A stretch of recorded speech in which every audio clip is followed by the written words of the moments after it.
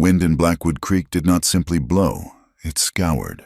It carried the grit of 3 counties, a relentless, abrasive breath that stripped the paint from the false-fronted buildings and worked its way into the seams of every coat and the creases of every face. The town sat huddled against the vastness of the territory. A collection of sun-bleached timber and adobe bricks dropped onto the high plains like an afterthought.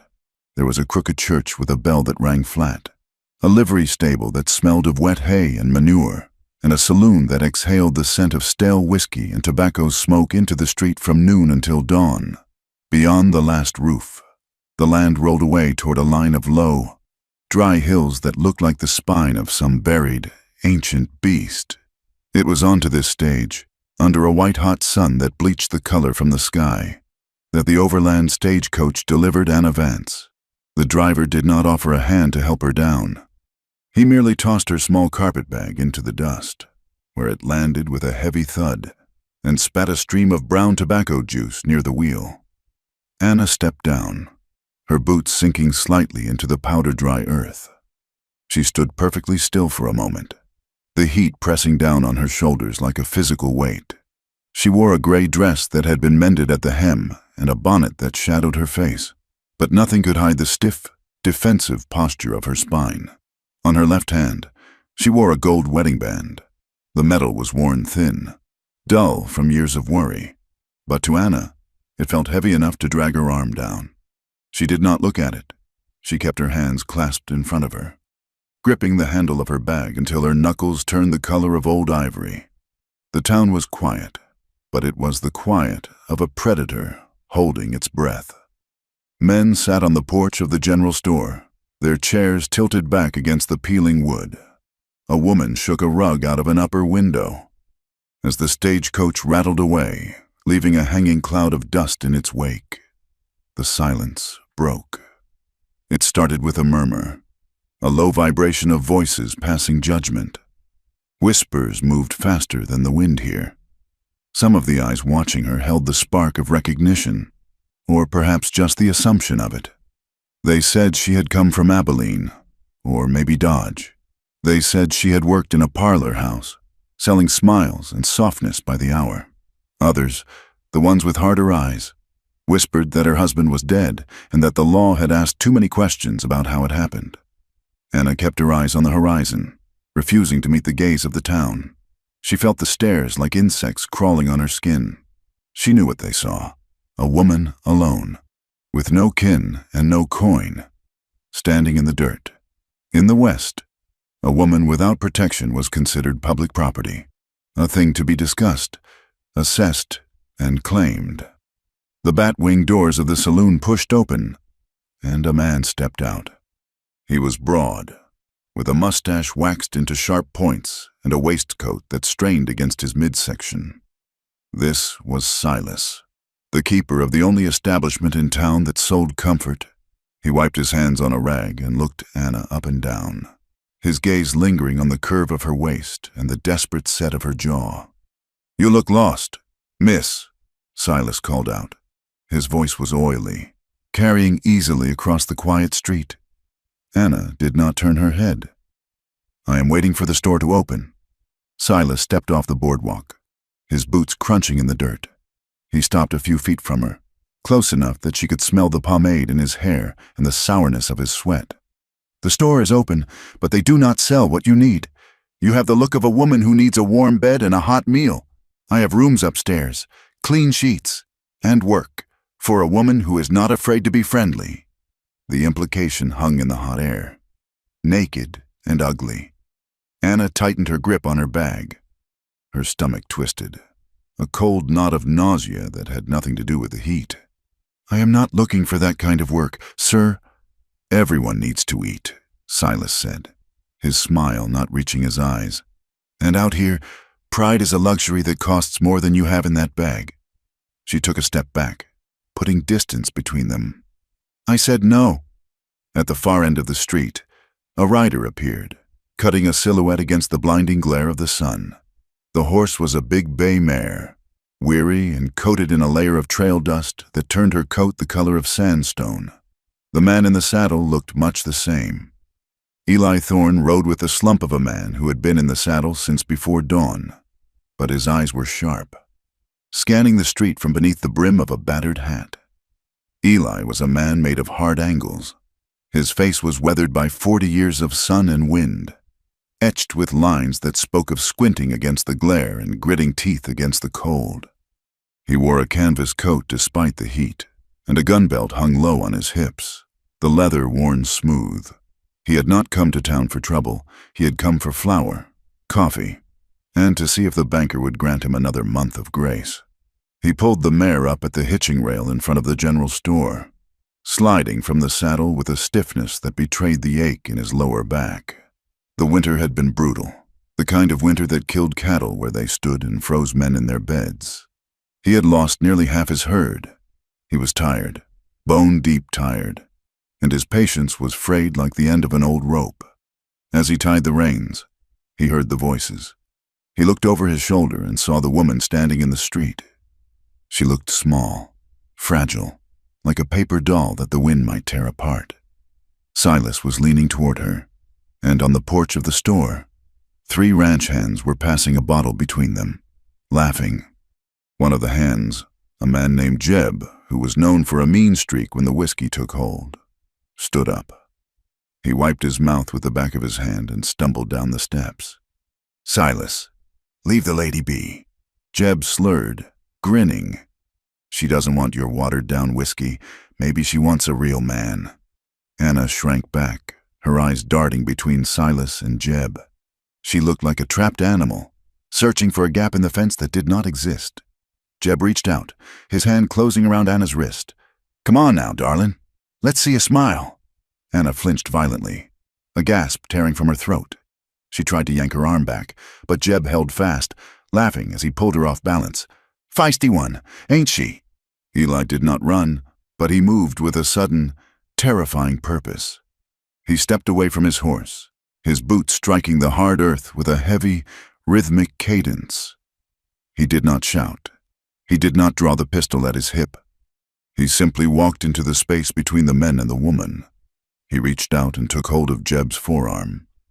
Eli's hand was scarred, the knuckles swollen from years of breaking horses and building fences, but his grip was iron. He squeezed, digging his thumb into the tendon. "Let her go," Eli said. His voice was low, a rumble of thunder that promised a storm. It was not a request. Jeb yelped, his fingers springing open as the pain shot up his arm. He stumbled back, clutching his wrist, his face flushing red with humiliation and anger. "I was just having fun. Thorne, no need to get your back up." "Fun is one thing," Eli said, his eyes cold and flat. "Touching without permission is another. Get back on the porch, Jeb, before I lose my temper." Jeb looked at Eli, then at the gun on Eli's hip, and finally at the hard set of Eli's jaw. The alcohol fog cleared enough for him to recognize danger. He muttered a curse and retreated to the safety of the stairs. Eli turned to Anna. He expected gratitude, or perhaps relief. Instead, she scrambled backward, putting 6 feet of dusty street between them. Her chest was heaving, her face pale beneath the sunburn. When he shifted his weight, she flinched again, her hands coming up defensively as if she expected him to strike her. Eli stopped. He saw the terror in her eyes, not the startled fear of a woman harassed by a drunk, but the deep, entrenched terror of a woman who knew exactly what men were capable of.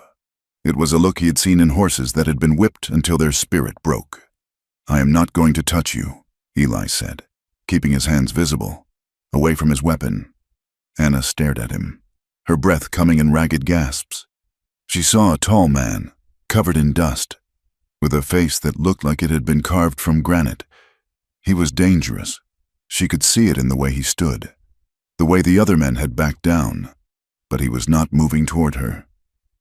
"Are you all right?" he asked. She nodded, a jerky, mechanical motion. She could not speak. Her throat felt closed tight. The door of the general store opened, and the shopkeeper, Mr. Higgins, stepped out, wiping his spectacles. He looked at the scene with disdain. his gaze sliding over Anna with no more sympathy than he would show a stray dog. "Thorne," Higgins said, "if you are done brawling in the street, come inside. I have customers waiting." He looked at Anna. "And you, unless you are buying, don't block the road. Though I heard you are looking for some place to work and sleep." His tone made the words sound like an accusation. Anna swallowed hard, finding her voice. It was thin and raspy. "I am looking for honest work," Higgins snorted. "Honest work is hard to come by for a woman alone. Most end up at Silas's place eventually." Eli looked at the woman again. She was trembling, fine tremors running through her hands. He looked at the store, then back to his horse. He thought of the ranch. The empty house. The dust collects on the furniture. The meals he was too tired to cook. Eating cold beans from a can while standing up. He thought of the laundry piling up. The garden that had withered because he was too busy riding the fence line. He was one man trying to do the work of three, and he was failing. He looked at Anna's hands. They were not soft hands. They were red and chapped. She knew work. "Can you cook?" Eli asked abruptly. Anna blinked, startled by the question. "What?" "Cook," Eli repeated. "Clean, mend clothes, keep a house from falling down around a man's ears." Yes," she said. "I can do those things." "I have a place," Eli said, feeling the eyes of the town on him. He knew what they would say. He knew the rumors that would start before the sun went down. He did not care. "It is 20 miles out, cattle ranch. I am on my own out there, and I can't run the herd and the house both. I can't pay much until the beef is sold in the autumn, but I can offer a roof, food, and a fair wage when I have it." Anna looked at him. She looked at the saloon where Silas was still watching. She looked at the empty, unforgiving street. The choice was stark. Starve, sell herself, or go with this stranger to a place where no one could hear her scream. She studied Eli Thorne. She looked at his neck, burned red by the sun. She looked at his boots, worn down at the heels. She looked at his eyes. They were gray, the color of a winter sky. They were tired eyes, lonely eyes, but they were not cruel. He did not look at her body. He looked at her face. He waited, giving her the space she needed. "I have conditions," she said, her voice gaining a fraction of strength. Higgins laughed from the porch. "Conditions? You are a beggar, woman." Eli ignored the shopkeeper. "Name them." "I sleep in a separate room," Anna said, her voice shaking but her chin lifted. "With a lock, if there is one. You do not touch me, ever, and if I want to leave, you bring me back to town. No questions asked." The men on the porch snickered. Eli did not smile. He understood.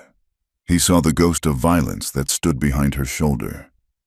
"There is a back room," Eli said solemnly. "It has a door. I will put a bolt on it tonight. I keep my hands to myself. And you are free to go whenever you choose. You have my word." Anna searched his face for a lie. She found only exhaustion and a strange, stoic patience. She took a deep breath, the hot air searing her lungs. "All right," she said. "I will go." Eli nodded once. He turned to his horse, untied the saddlebags, and tossed them over his shoulder. "I have to get supplies. Wait here. Don't talk to Silas." 20 minutes later, they were riding out of Blackwood Creek. Eli had rented a buckboard wagon from the livery to haul the supplies: flour, beans, coffee, barbed wire, and ammunition. Anna sat on the bench seat beside him, clutching her carpetbag on her lap. She sat as far to the edge as she could without falling off, leaving a foot of empty space between them. The silence between them was heavy, but it was not empty. It was filled with the creak of the leather harness, the jingle of the bit, and the rhythmic thud of the horses' hooves. They left the town behind, and the land opened up, swallowing them whole. It was a landscape of brutal beauty. The grass was short and brittle, singing a dry hiss as the wind moved through it. Gullies cut deep scars into the earth, carved by the violent flash floods that came with the spring rains. To the west, great towers of clouds were building, dark purple bruises against the blue sky. They promised rain, but in this country, rain often came with hail and wind that could strip the flesh from a man's bones. Anna watched the emptiness. It frightened her. There was nowhere to hide out here. If something happened, there was no sheriff, no neighbor, no church, but there was also a strange peace in the desolation. The vastness made her feel small, insignificant. Her past, her shame, her fear, they seemed smaller too, dwarfed by the endless horizon. Eli did not speak. He drove with an easy competence. His hands relaxed on the reins. He did not look at her, and for that, she was grateful. He seemed content to let the silence stretch, asking for nothing, offering nothing but the ride. It took 4 hours to reach the ranch. The sun was dipping low, painting the sky in violent shades of orange and blood red. When Eli turned the team off the main track and under a wooden archway, the crossbeam was weathered gray, and a brand was burned into the wood. A T inside a circle. Anna looked at her new home, and her heart sank. The ranch was dying. She could see it in the way the fence posts leaned drunkenly, the wire sagging between them. The barn was a cavernous structure of dark wood, but the roof on one side had collapsed inward, leaving jagged timbers pointing at the sky like broken ribs. Weeds grew tall around the water trough, which was half empty and coated with green scum. The cabin itself was small, built of rough-hewn logs and chinked with mud. It had a front porch that sagged on the left side. No smoke rose from the chimney. It looked abandoned, a shell of a place holding on against the wind by sheer stubbornness. "It needs work," Eli said, his voice sounding loud in the quiet. He pulled the wagon to a halt in front of the house. "Winter was hard. I haven't had time for much else but the cattle." Anna looked at the house, then at the man. He looked ashamed. She saw the way his jaw tightened, the way he looked at the broken barn and then away. He was a man whose pride was crumbling along with his roof. "It is standing," Anna said quietly. "That is enough." They unloaded the wagon in the fading light. The inside of the cabin was dim and smelled of wood smoke and neglect. There was a main room with a cast-iron stove, a scarred wooden table, and 2 mismatched chairs. Dust lay thick on every surface. In the corner, a pile of muddy boots lay in a heap. The ceiling was stained black from soot. Eli pointed to a door at the back of the cabin. "That's the room. It was my brother's room. Before," he did not elaborate. Anna did not ask. She walked to the door and pushed it open. The room was tiny, just big enough for a narrow iron bed frame and a small washstand. The mattress was thin, ticking filled with straw. There was a single window, the glass wavy and thick with grime. She turned to look at the door. There was no lock. She looked at Eli. He was standing in the main room, holding a heavy metal slide bolt and a screwdriver he had taken from a drawer. "I told you I would put a bolt on it," he said. He walked past her, smelling of sweat and dust, and knelt by the doorframe. She watched him work, her body tense. He drove the screws into the wood with strong, sure turns of his wrist. When he was finished, he stood up and tested the bolt. It slid home with a solid clack. "It locks from the inside," he said. "You are the only one who can open it." He stepped back, giving her the doorway. "There is wood behind the stove, water in the bucket. I have to see to the horses." He turned and walked out of the cabin, closing the main door behind him. Anna stood alone in the gathering dark. She went into the small room and closed the door. She slid the bolt across. Clack. The sound echoed in the small space. She sat down on the edge of the narrow bed. The straw mattress rustled beneath her. Outside, the wind picked up, whistling through the gaps in the logs. Somewhere in the distance, a coyote howled, a lonely, yipping sound that made the hair on her arms stand up. Anna Vance took off her bonnet and placed it on the washstand. She looked at the wedding band on her finger, twisting it round and round. She was 20 miles from the nearest town. She was in the house of a stranger, a man with scarred hands and a gun on his hip. She had traded the judgment of the town for the isolation of the wild. She lay down on the bed, fully clothed, pulling her knees up to her chest. Her eyes stayed open, staring at the dark ceiling. Every creak of the settling house sounded like a footstep. Every gust of wind sounded like a hand trying the latch. She wondered if she had found sanctuary, or if she had simply walked into a different kind of prison. She listened to the silence, waiting for the sound of boots, waiting for the handle to turn, waiting for the violence she had learned to expect from the world. But there was only the wind and the beat of her own terrified heart. Dawn came to the high plains not as a gentle awakening, but as a breach, a gray light spilling over the eastern ridge to reveal the stark, unyielding vastness of the territory. For Anna, the morning began long before the sun crested the horizon. She rose in the dark, the air in the small back room cold enough to stiffen her fingers. She dressed quickly, shivering as she buttoned her high-collared dress, her ears straining for any sound from the main room. Routine was a fortress she built stone by stone. She would emerge from her room only after she heard the front door open and close, signaling that Eli had gone to the barn to tend the horses. Then, and only then, would she step into the main cabin to start the fire. The cast-iron stove was a temperamental beast, a mass of black metal that seemed to resent being woken. Anna's hands, once accustomed to the delicate work of embroidery and turning the pages of hymnals, were clumsy here. She broke fingernails on stove wood and burned her knuckles on the iron door.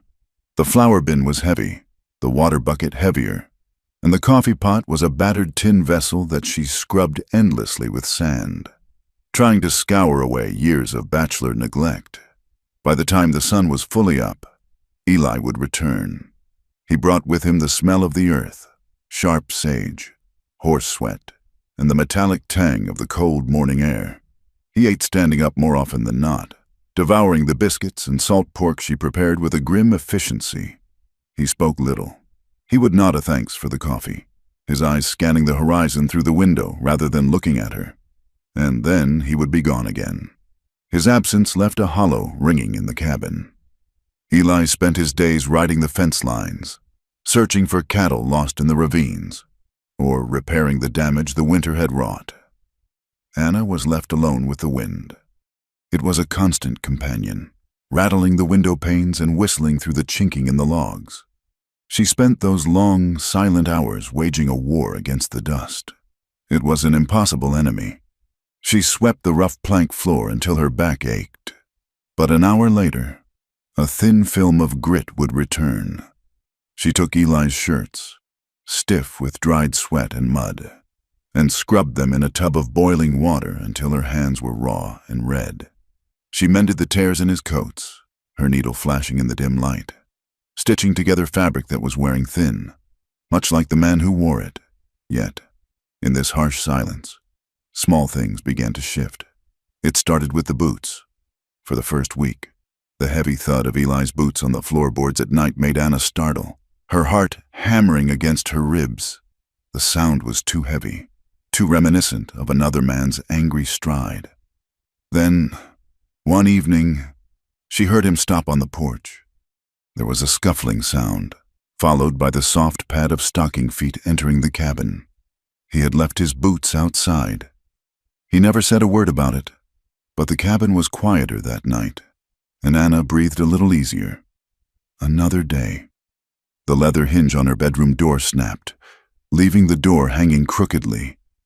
Panic flared in her chest. Without that door, she had no sanctuary. She did not ask him to fix it, terrified to be a burden. But when she returned from the creek with a bucket of water, she found the hinge replaced with a sturdy strip of new rawhide, oiled and nailed securely into place. Despite these silent gestures, Anna remained hypervigilant. Her body was a wound that had not yet healed, and her instincts were wired for survival. If Eli passed too close to her in the narrow kitchen, her shoulders would hunch up toward her ears. If his shadow fell across her while she was washing dishes, she would drop the rag and step sideways, putting the table or a chair between them. The test came on a Tuesday morning. 2 weeks into her stay, Anna was distracted. The wind was howling particularly loud, and the stove was drawing poorly, filling the kitchen with wisps of acrid smoke. She had placed a pan of biscuits in the oven and turned to scrub a pot, lost in the rhythm of the work. She missed the smell of scorching flour until it was too late. Smoke billowed from the oven door. Anna gasped. Grabbing a cloth to yank the pan out, The biscuits were black, ruined lumps of charcoal. At that exact moment, the front door opened. Eli walked in, dusting his hat against his leg. He stopped, sniffing the air. Anna froze. The pan shook in her hands. The old terror washed over her, cold and absolute. In her mind, she was back in the parsonage, the smell of burnt dinner filling the air, hearing the heavy footsteps of her husband coming down the hall, knowing that incompetence was a sin that would be punished with a closed fist or a belt. She shrank back against the counter, her eyes wide, waiting for the shout, waiting for the blow. "I am sorry," she whispered, her voice trembling so hard the words were barely audible. I will make more. I am sorry." Eli looked at the smoking biscuits. He looked at Anna, pressed against the wall as if she expected him to draw a knife. He paused, his expression unreadable. Then he shrugged. He walked over, picked up one of the blackened biscuits, broke it open to find the small scrap of edible dough in the center, and popped it into his mouth. "No man ever died from a burnt biscuit," Eli said, his voice flat and calm. "Not out here, anyway. Better burnt than raw." He poured himself a cup of coffee and walked out to the porch to drink it, leaving her standing there, clutching the pan, her heart pounding a frantic rhythm against a threat that had not materialized. That evening, dinner was simple, a stew of beans and salt pork, but it was not burnt. They sat at the small table, the oil lamp casting a pool of yellow light between them. The shadows in the corners of the room were deep, but the silence felt less jagged. "The fence in the north pasture is down," Eli said, breaking the quiet. It was the first time he had offered conversation beyond necessity. "Elk, likely, or just rot." Anna kept her eyes on her plate. "Can it be fixed?" "I can patch it, but I need wire." He paused, pushing a bean around his plate with a piece of bread. "I lost a lot of fence in the blizzard, same time I lost the herd." Anna looked up. Was the winter bad? Eli let out a short, humorless laugh. "Bad? It was a killing frost. Lasted 3 weeks without a break." "The cattle, they just froze standing up. Found them come spring, huddled in the draws." He stopped, his jaw working as he chewed. "My brother, Samuel, he went out in the second week. Thought he could bring the strays in from the ridge." The name hung in the air. Samuel, the brother who had slept in the room where she now hid. "He was young," Eli said softly, his eyes unfocused. 22. I told him to go. I said the herd was worth more than the risk. I was wrong." "You could not have known," Anna said. "I am the older brother." Eli replied, the guilt etched into the deep lines around his mouth. "It is my job to know." He fell silent, but the door had been cracked open. Over the next few nights, more pieces of his life fell onto the table like crumbs. She learned that the ranch was not just a home, it was a legacy he was failing to keep. The bank in town held a note on the land, and with the herd decimated, Eli was months behind on the payments. The land was his pride, the only thing he had to show for 40 years of life. But it was also a trap, binding him to a debt he could not pay and memories he could not escape. Anna listened, offering quiet nods. She understood traps. She understood what it was to be bound to a place that hurt you. But while the days grew easier, the nights became a battlefield. The nightmares arrived without warning. Anna would wake in the pitch black of her room, her lungs seizing, her mouth open in a silent scream. The dream was always the same. The click of a lock turning from the outside, the heavy, deliberate footsteps of her husband, the Reverend Vance, the smell of old hymnals and stale sweat, his voice, booming and righteous, quoting scripture, "Wives, submit yourselves unto your own husbands, as unto the Lord," while his hands did things that had nothing to do with God. She would wake gasping, clawing at her throat, tears streaming down her face into her hair. One night, the dream was so vivid she cried out, a sharp, broken sound that pierced the thin walls of the cabin. In the main room, Eli woke instantly. He sat up on his bedroll, his hand instinctively going to the Colt Navy revolver he kept by his head. Then he realized the sound came from the back room. He heard the sobbing, muffled, desperate sounds of a woman trying to swallow her own grief. He stood up and walked to her door. He raised his hand to knock, to offer comfort, to ask if she was safe. But his hand hovered inches from the wood. He remembered how she flinched when he walked near her. He remembered the way she held herself, tight and small. If he opened that door, if he invaded her dark sanctuary, he would only be another man looming in the shadows. He lowered his hand. He leaned his forehead against the rough wood of the doorframe. Listening to her weep, he felt a profound, aching helplessness. He could rope a steer. He could shoot a rattlesnake at 30 paces, but he could not fight the ghosts in that room. So he stood there, a silent sentry in the dark, waiting until her breathing slowed and the sobbing ceased, before he returned to his solitary bed. By the end of the month, the pantry shelves were bare, the flour sack was empty, and the coffee tin held only dust. "I have to go to town tomorrow," Eli announced one evening. "Supply run." Anna looked up from her mending.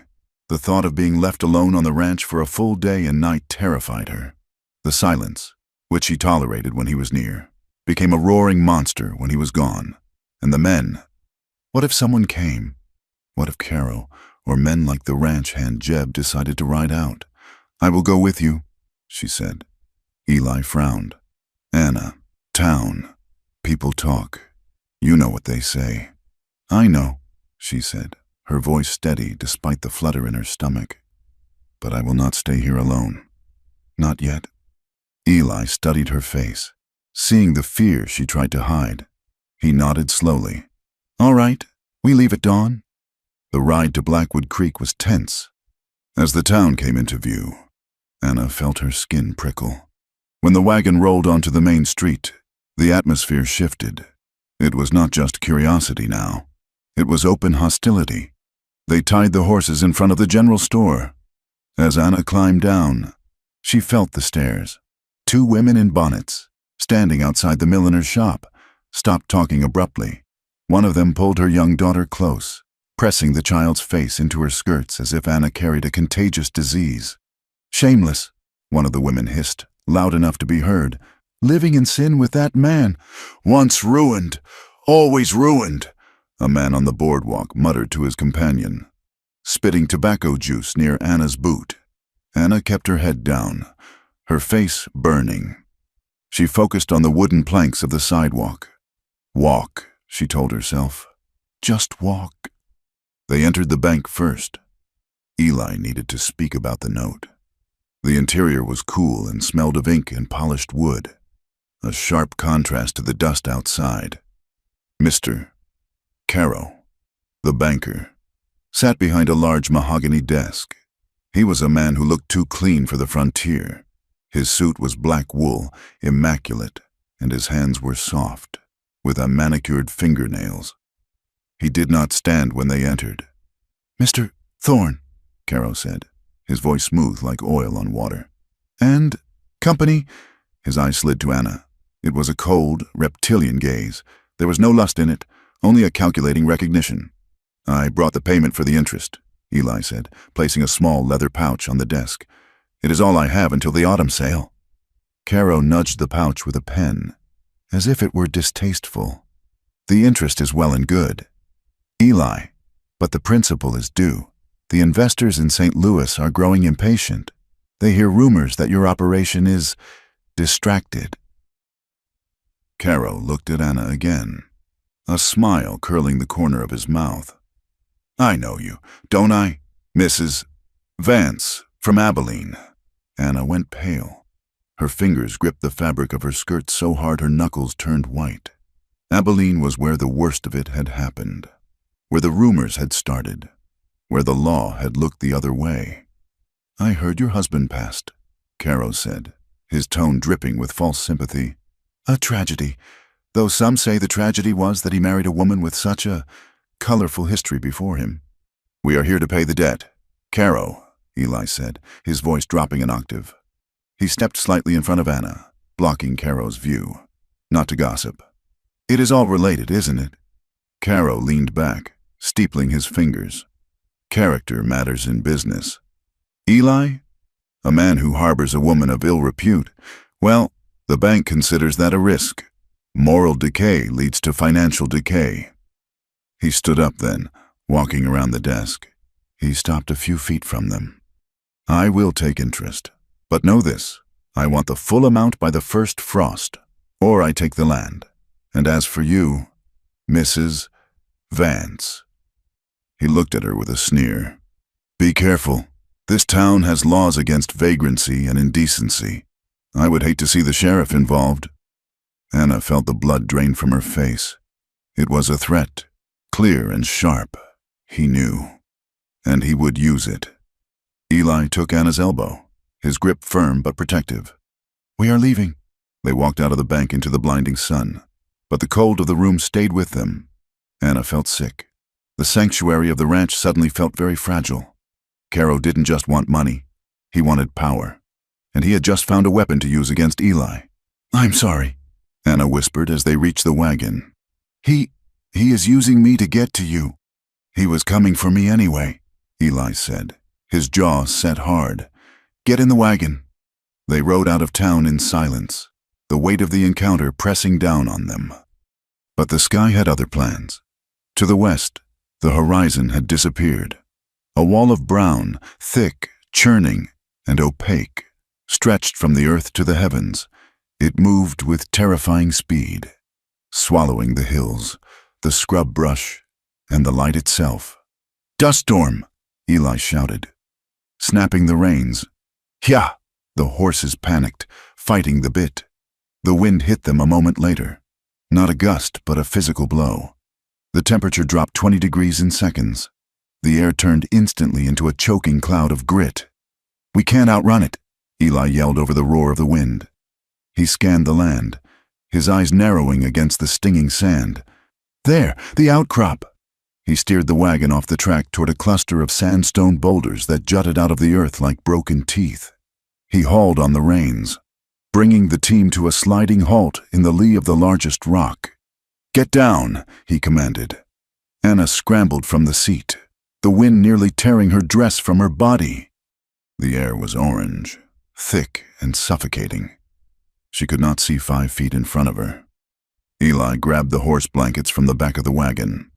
He shoved Anna into the small hollow at the base of the rock, a shallow cave barely big enough for two. He crowded in beside her, pulling the heavy wool blankets over their heads. The world vanished. There was only the roar of the wind, the screaming of the sand against the rock, and the cramped, hot darkness beneath the blanket. They were pressed together, shoulder to shoulder, hip to hip. For weeks, they had danced around each other, maintaining a careful distance of 3 feet, of locked doors and averted eyes. Now, there was no space. The dust found its way in, filling Anna's nose and mouth. She coughed, panic rising in her chest. The confined space, the darkness, the heat. It triggered the old terror. She couldn't breathe. She felt the walls of the locked room closing in. She started to thrash, a whimper escaping her throat. Easy. Eli's voice was right at her ear, shouting to be heard over the storm. Breathe through the wool. Anna, breathe. She was trembling violently, her body vibrating against his. She was going to die here, buried in the dirt. Eli felt her panic. He knew he wasn't supposed to touch her. He had promised, but the storm was trying to kill them. Instinct took over. He wrapped his arm around her shoulders, pulling her tight against his side, anchoring her to the earth. I have you, he said, his voice a rumble in his chest that she could feel against her own rib cage. I am not going to let the wind take you. Hold on. Anna froze at the contact. His arm was heavy, hard muscle beneath the canvas coat. Her first instinct was to fight, to claw at his eyes, to scream. But then the wind shrieked outside, a demonic sound that promised oblivion. The fear of the man was great, but the fear of the void was greater. She did not pull away. Instead, she buried her face in his coat, squeezing her eyes shut. She gripped the lapel of his jacket with both hands, holding on as if he were the only solid thing in a dissolving world. They stayed like that for 2 hours. The storm raged, burying the wagon, stripping the paint from the wood. scouring the land. In the darkness under the blanket, the air was hot and smelled of their shared fear and sweat. Every time the wind gusted, Eli's grip tightened, shielding her, and every time, Anna leaned into him, not out of desire, but out of a desperate need to survive. When the wind finally died down to a moan, the silence that followed was deafening. Eli pushed the blanket back. They emerged into a ghost world. The sky was a bruised purple. The landscape was unrecognizable. The grass was gone, buried under drifts of silt. The fence lines were down. The wire snapped or buried. The branches of the mesquite bushes had been stripped bare of leaves. They stood up, shaking the dust from their clothes. They were both coated in a layer of fine gray powder. They looked like statues made of ash. Eli looked at the wagon. It was half buried. The horses stood with their heads low, their eyes rimmed with red mud, miserable but alive. He looked at Anna. She looked small, battered, her face streaked with mud where tears had mixed with the dust. But she was standing. "Are you hurt?" he asked. She shook her head. She looked at him, really looked at him. He was covered in grime, his eyes red, his lips cracked. He had held her for 2 hours. He had been strong enough to crush her, but he had only been a shield. They worked in silence to dig out the wheels and calm the horses. The ride back to the ranch was slow. The devastation was everywhere. The land looked flayed. The ranch, when they reached it, looked even more pathetic than before. The porch roof had buckled. The garden Anna had tried to start was gone, buried under 6 inches of sand. It felt hopeless. The debt, the banker, the weather, the ruined land, it was all too much. But that night, after they had washed the worst of the grit from their faces and sat in the dim cabin eating cold beans because the stovepipe was clogged with sand, Anna spoke. "Eli?" He looked up, his eyes weary. "Yeah?" She looked at her hands, resting on the table. She could still feel the phantom weight of his arm around her shoulders. "Thank you," she said softly. For holding on. For not letting go when the wind got bad." Eli looked at her for a long moment, the memory of her body pressed against his. The desperate way she had clung to his coat was burned into his mind. It had been terrifying, but it had also been the first time in years he had felt like he was protecting something that mattered. "I told you," he said, his voice rough. "I keep my word. You are safe here, even from the wind." He stood up and walked to the window, looking out at the dark, ruined land. The ranch was broken, his debts were mounting, and a powerful man wanted to destroy them. But as he listened to the soft sound of Anna clearing the table behind him, he realized that for the first time since his brother died, the house did not feel empty. The summer did not arrive in Blackwood Creek. It descended like a judgment. By July, the sun had turned from a source of light into a weapon, hammering the high plains with a relentless, white-hot fury that bleached the color from the sky. The wind, usually a nuisance, became a furnace blast, sucking the moisture from the soil until the earth cracked open in jagged fissures. On the ranch, the water levels in the nearest creek dropped until all that remained were stagnant, muddy pools buzzing with flies. The cattle, ribs showing through their dusty hides, grew restless and vocal, their lowing a constant, mournful sound that grated on the nerves. Eli made the decision at dawn. Staring out at the shimmering heat haze, "We have to move them," he said, pouring the last of the coffee into his tin cup. "There is water in the sweet gum drawer, but it is 6 miles north, rough country." Anna looked up from the basin where she was washing dishes. Her hands were red, the skin roughened by lye soap and hard water, but they were steadier than they had been a month ago. "Can the calves make it?" "They have to," Eli said grimly. "If they stay here, they die." The drive took 2 grueling days. Anna rode the gentle bay mare Eli had assigned to her, a horse with a soft mouth and a patient temperament. At first, she had sat the saddle like a sack of flour, rigid and terrified, clutching the horn until her fingers cramped. But necessity was a harsh teacher. Eli could not be everywhere at once, and he needed her to flank the herd, to turn the stragglers back into the bunch. Under the baking sun, surrounded by the smell of dust and animal sweat. Anna learned the language of the work. She learned to whistle to move a stubborn steer, to use the reins to guide the mare without jerking the bit. She learned to ignore the ache in her lower back and the stinging grit in her eyes. When they finally reached the draw, where a thin but steady stream of clear water trickled through the rocks, Eli watched her slide from the saddle. Her legs wobbled as she hit the ground, and she wiped a streak of dirt from her forehead with the back of her glove. "You did good," Eli said. He was not a man given to praise, so the words carried weight. Anna felt a strange warmth blossom in her chest, independent of the heat. "I did not fall off," she said, a ghost of a smile touching her lips.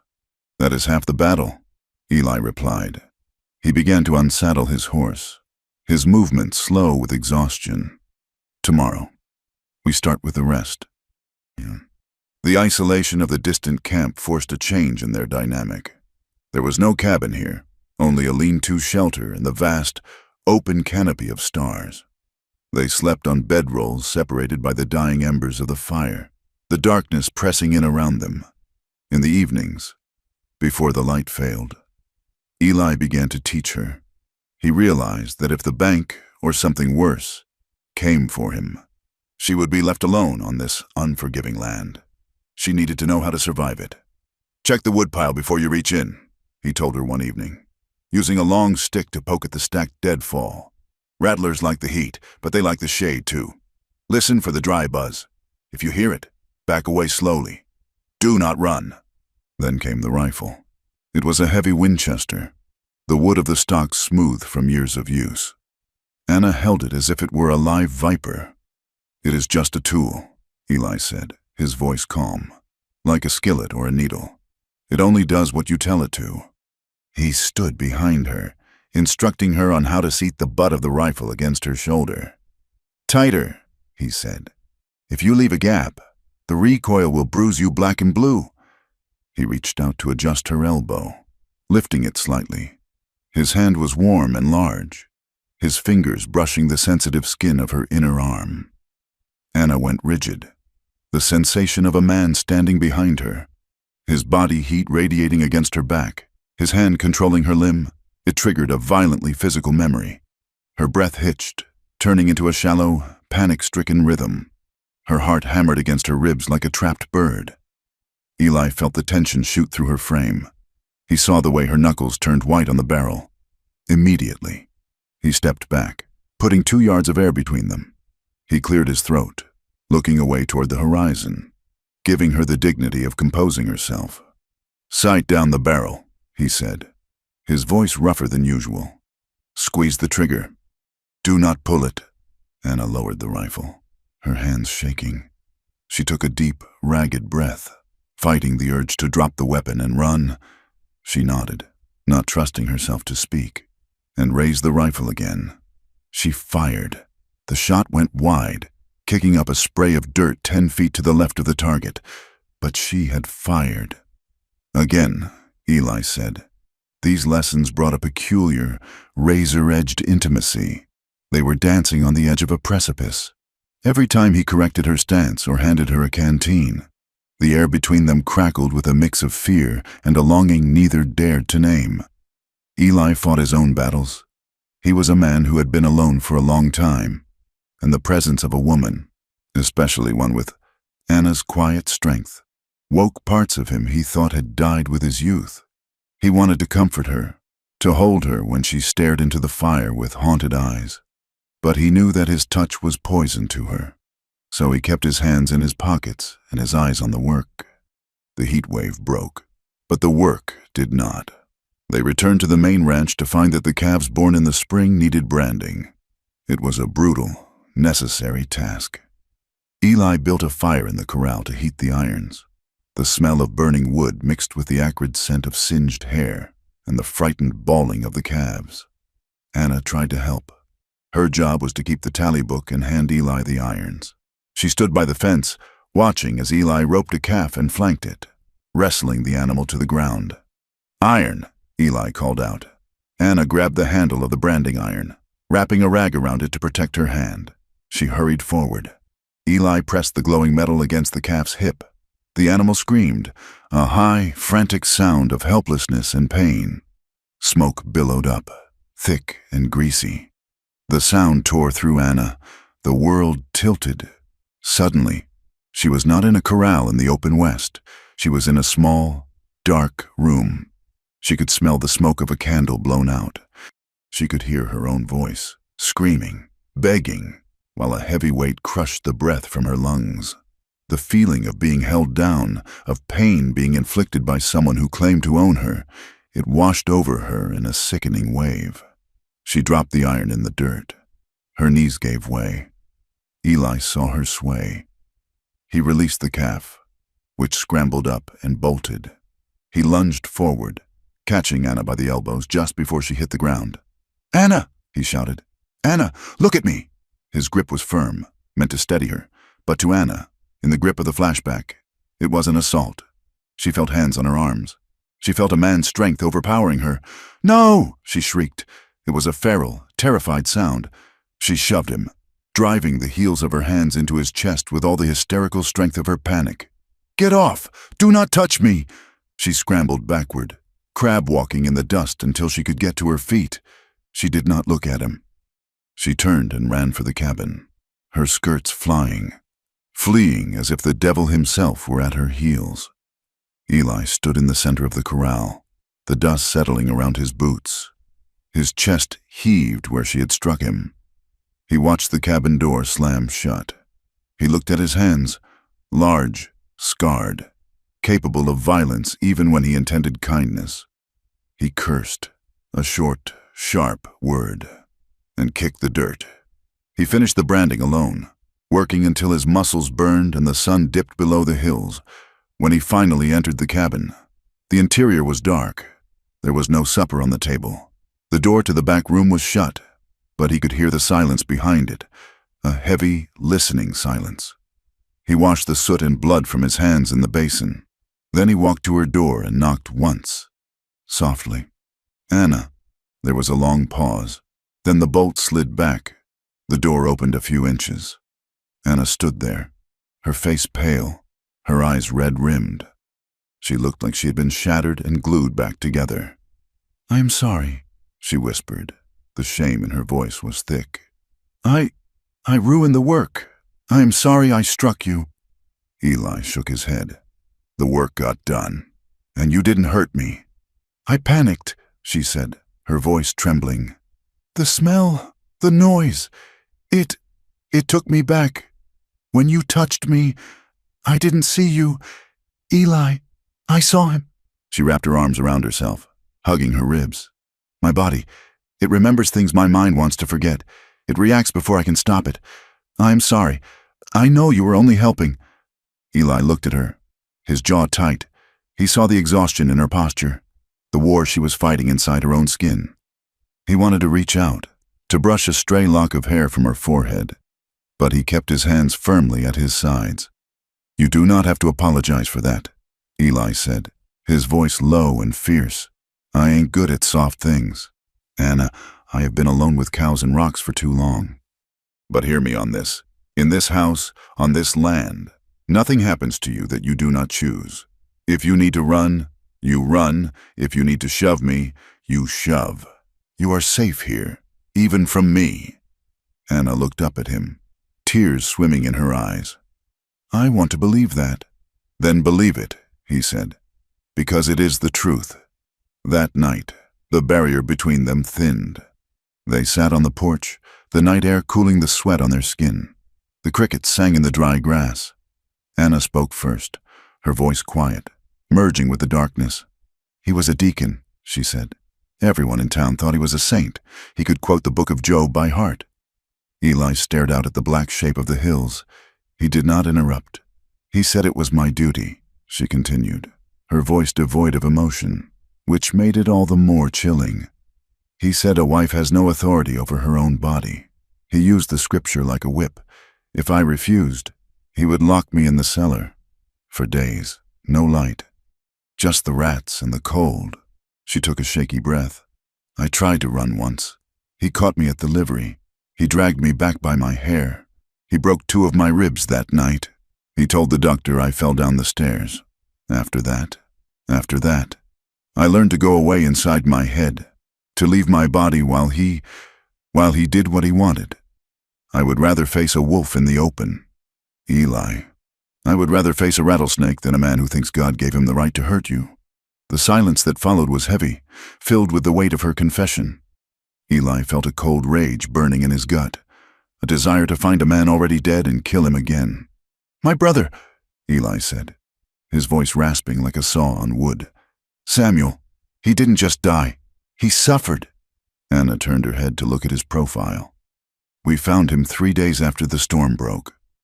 Eli said he was half buried in a drift against a fence post. He had tied a rope around his waist, tied the other end to a calf he was trying to save. He dragged that calf for 2 miles before the cold took him. Eli looked down at his hands. His hands, they were frozen around the rope. We had to cut the rope to free him. I carried him back to the house. My mother, she didn't scream. She just looked at me. She looked at me, and I saw it in her eyes. She was wondering why it was him and not me. She lost one son to the snow and the other to guilt. She died that spring. Gave up. He looked at Anna. I sent him out there. It was my order. Every acre of this land has his blood in it. That is why I can't lose it. If I lose the ranch, I lose him all over again. They sat in the dark, 2 broken people holding up their jagged pieces for the other to see. There was no physical touch, no hand-holding, no embrace, but the intimacy was staggering. They had stripped away the pretenses. They saw the shame the other carried and recognized it not as a fault, but as a wound. "It was not your fault," Anna said softly, "and it was not yours." Eli replied, "They might have sat there until dawn, finding comfort in the shared dark, but the world had a way of intruding." 2 days later, a rider approached the ranch. He rode a tall, sleek black gelding that looked out of place among the scrub brush and cactus. The rider wore a linen suit that was impeccably pressed, despite the ride from town. It was Caro. Eli was out on the ridge, checking the herd. Anna was in the garden patch, trying to coax life out of a few tomato plants she had watered with the dishwater. She heard the horse and stood up, shading her eyes. When she recognized the rider, her blood ran cold. Caro rode right up to the garden fence, looking down at her from the saddle. He smiled, but his eyes were flat and dead. "Mrs. Vance," he said. "Or do you go by something else now? It is hard to keep track of women in your profession." "What do you want?" Anna asked, gripping her hoe like a weapon. "Just inspecting my investment," Caro said, glancing around the dilapidated ranch. "Though I must say, the collateral is looking poor. I worry Eli is not managing his assets well. Perhaps his new housekeeper too distracts him." He leaned over the pommel of his saddle. "I know about Abilene. Anna, I have friends there. I know about the money you took when you ran. Theft is a hanging offense in some counties. Or at least prison." "I took nothing but what was mine," Anna said, her voice shaking. "My own mother's locket. That was all." "Who will the judge believe?" Caro asked smoothly. "The grieving church elders, or the runaway wife who is shacked up with a bankrupt rancher?" He lowered his voice. "I own the paper on this land. Anna, I can call it in whenever I choose. I can put Eli Thorne on the road with nothing but the shirt on his back. Unless what? Unless you both learn to be useful," Caro said. "I need men who can handle rough work, and women who can be hospitable. If Eli were to sign over the deed and work as my tenant, and if you were to be more accommodating to my guests, perhaps we could forget about the debt." And the sheriff? Anna felt sick. The trap was closing again. It was the same choice she had faced in town. Only now, Eli was caught in it with her. "Get off my land," the voice came from behind them. Eli had ridden up quietly, his horse's hooves muffled by the sand. He sat on his mare, his hand resting casually on the butt of his revolver. His face was a thundercloud. Caro straightened up, adjusting his cuffs. "Eli, I didn't hear you approach." "I noticed," Eli said. "State your business and ride on. Caro, before I mistake you for a trespasser." "Just having a friendly chat with the lady," Caro said, turning his horse. Reminding her of the realities of finance, "The note is due soon." "Eli, do not forget." "I know what I owe," Eli said, "and I will pay for it. Without your kind of help." Caro chuckled darkly. "We shall see. Goodbye, Mrs. Vance." He spurred his horse and galloped away, leaving a cloud of dust that tasted of money and menace.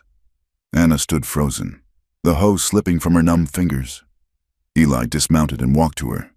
He saw the terror in her face, the way she was trembling. "What did he say to you?" Eli asked. Anna looked at him. She saw a good man, a man who was working himself into the grave to save his family's legacy.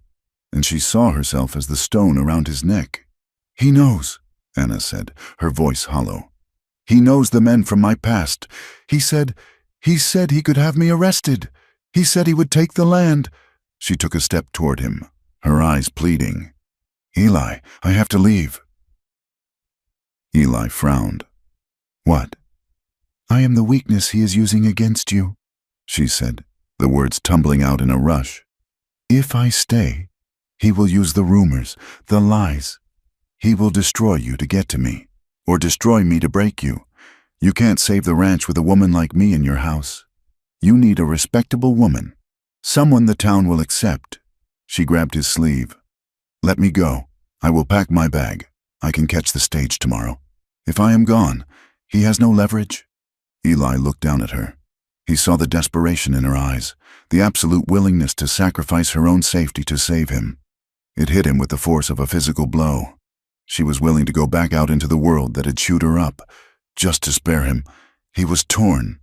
Part of him knew she was right. Caro was using her. Without her, the legal pressure might ease. He could fight for the land with clear hands. But the other part of him, the part that had listened to her breathing in the storm, the part that had watched her learn to ride, the part that had sat with her in the dark and shared his deepest shame, that part screamed at the thought of her leaving. He opened his mouth to tell her to stay, to tell her that the land wasn't worth her absence. But the words stuck in his throat. He was afraid of the violence Caro threatened, afraid that if she stayed, he couldn't protect her, afraid that his selfishness would be her undoing. He said nothing. Anna watched his face. She saw the conflict, but she also saw the hesitation, and in that hesitation, she read her answer. She dropped her hand from his sleeve. I will start packing," she whispered. She turned and walked into the cabin. Eli stood alone in the yard. The wind kicked up dust around his boots.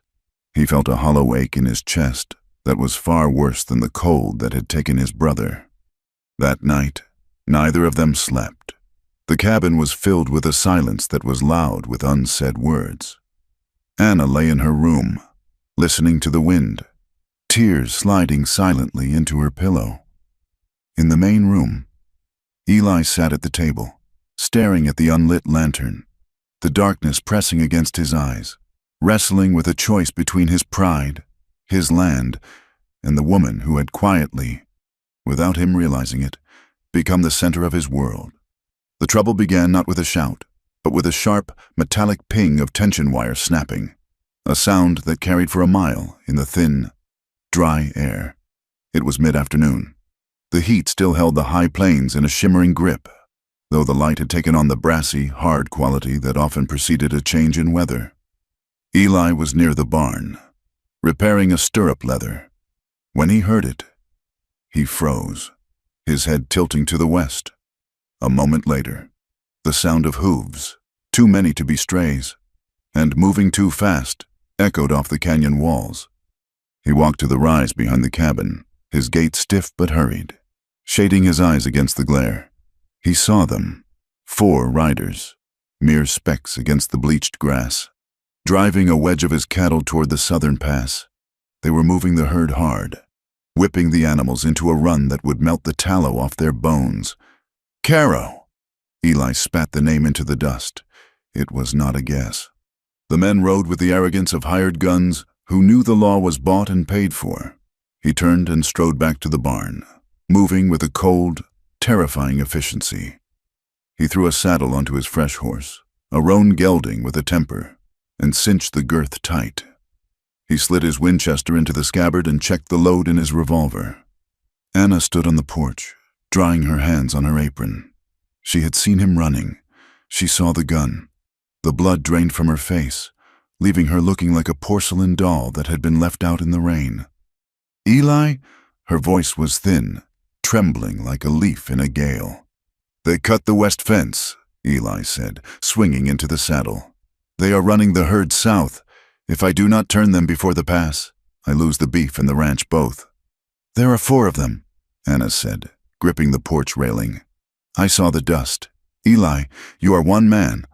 "I know the land better," he said. He looked down at her, his gray eyes hard but not unkind. "Stay in the house. Lock the door. If I am not back by moonrise, you take the mare and you ride for the sheriff in the next county. Do not go to Blackwood Creek. Eli, please, lock the door. Anna." He spurred the roan, and the horse leapt forward, kicking up clods of dry earth.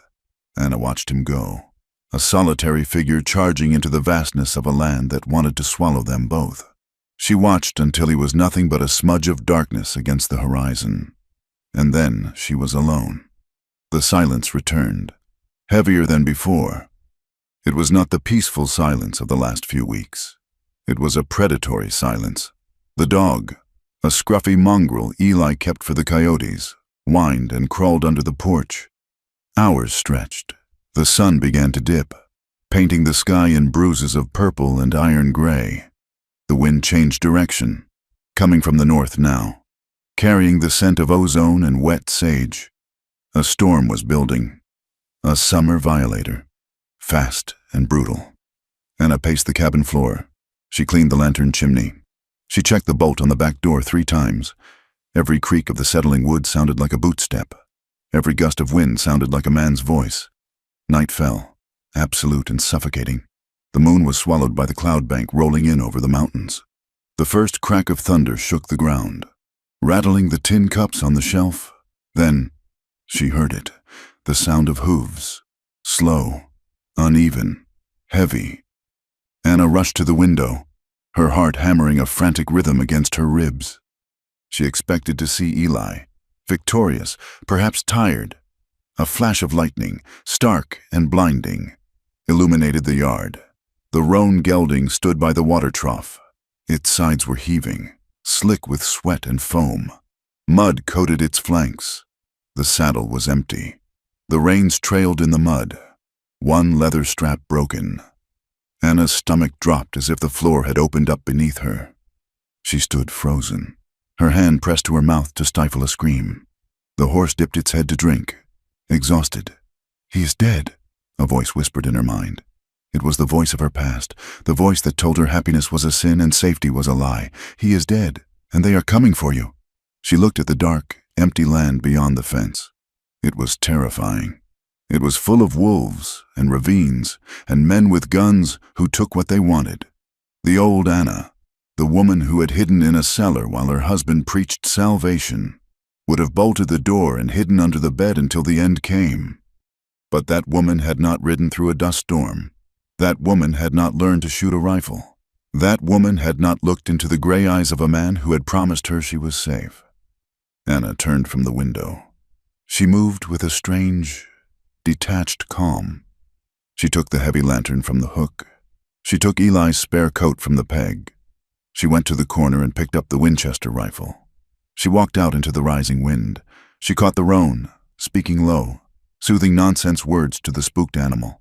She mounted, her skirts bunching around her legs, the rifle heavy and awkward in her hand.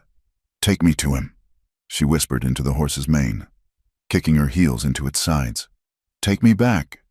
The horse, creature of habit and herd, turned and began to trot back the way it had come. The storm broke in earnest 10 minutes later. The rain did not fall. It was driven sideways in sheets, stinging her face like buckshot. The temperature plummeted. Lightning tore the sky open, jagged fissures of white fire that lit up the scrub brush in terrifying, strobe light glimpses. Anna rode blind, trusting the horse. She was soaked to the skin instantly, her teeth chattering, her hands numb on the reins.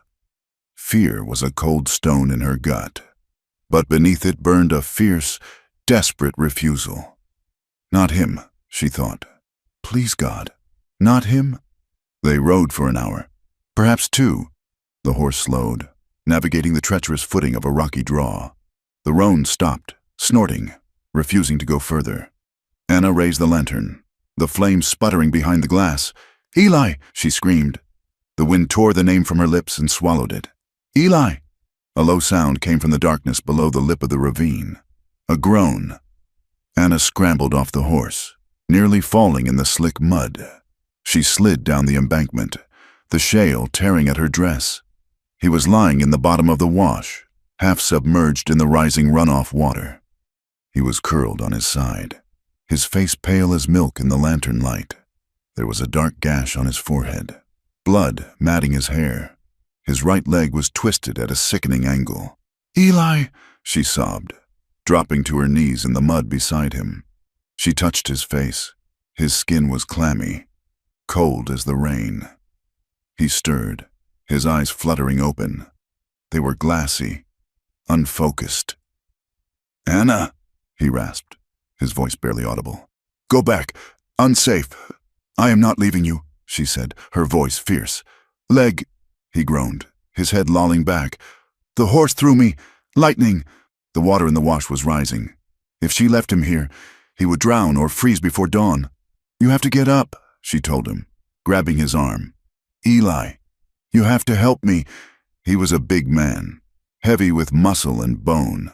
Anna was slight. The struggle to get him up the muddy bank was a nightmare of leverage and grit. She shoved, she pulled, she screamed with effort. Eli, driven by some primal instinct to survive, managed to drag himself upward, groaning with every movement of his shattered leg. Getting him into the saddle was impossible. He could not climb. "The rock!" she shouted over the thunder. She guided the horse next to a shelf of sandstone.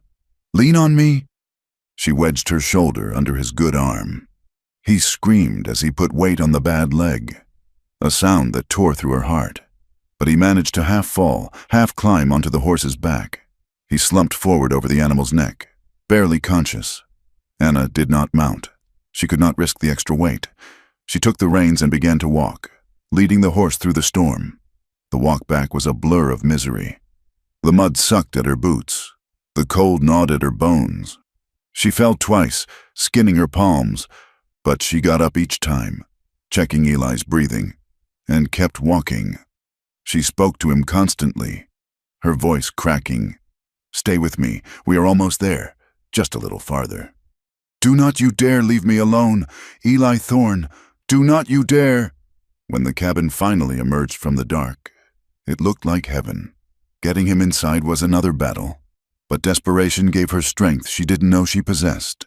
She got him to the bed in the main room, stripping the sodden coat from his shoulders.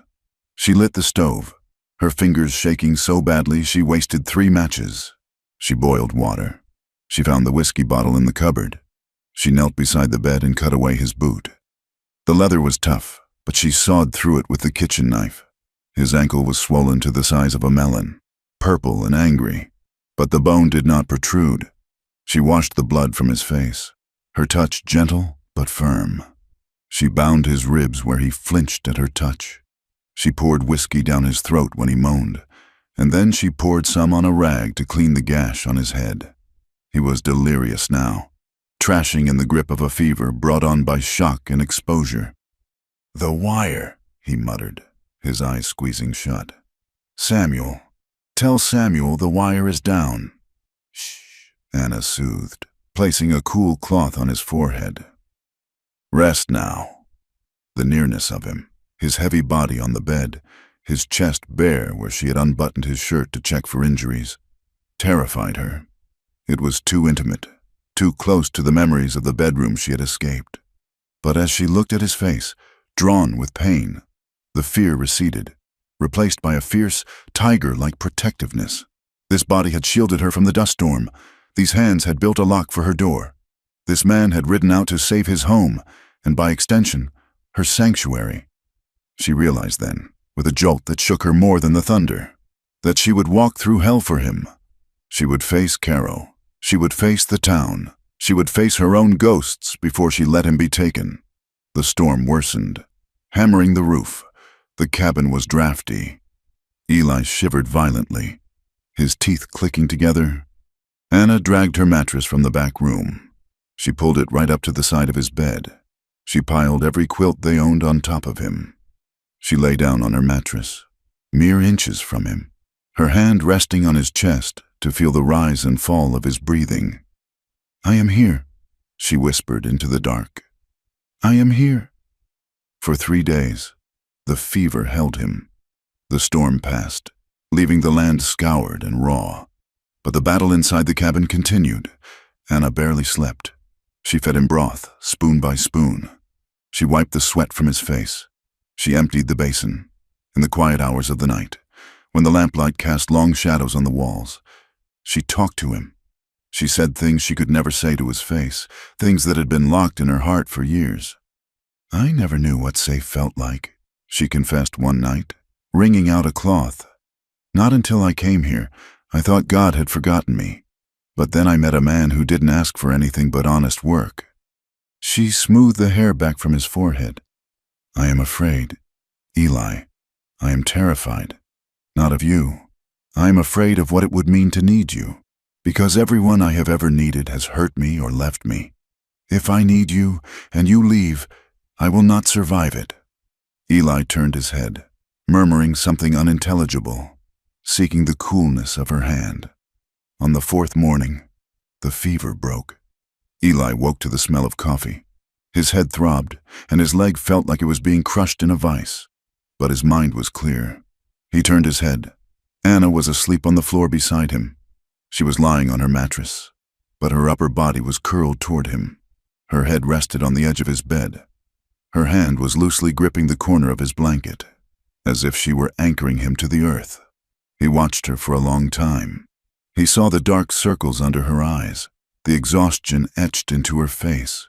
He realized she had saved him. The ruined woman, the sparrow who flinched at shadows, had ridden into a storm and dragged him out of a grave.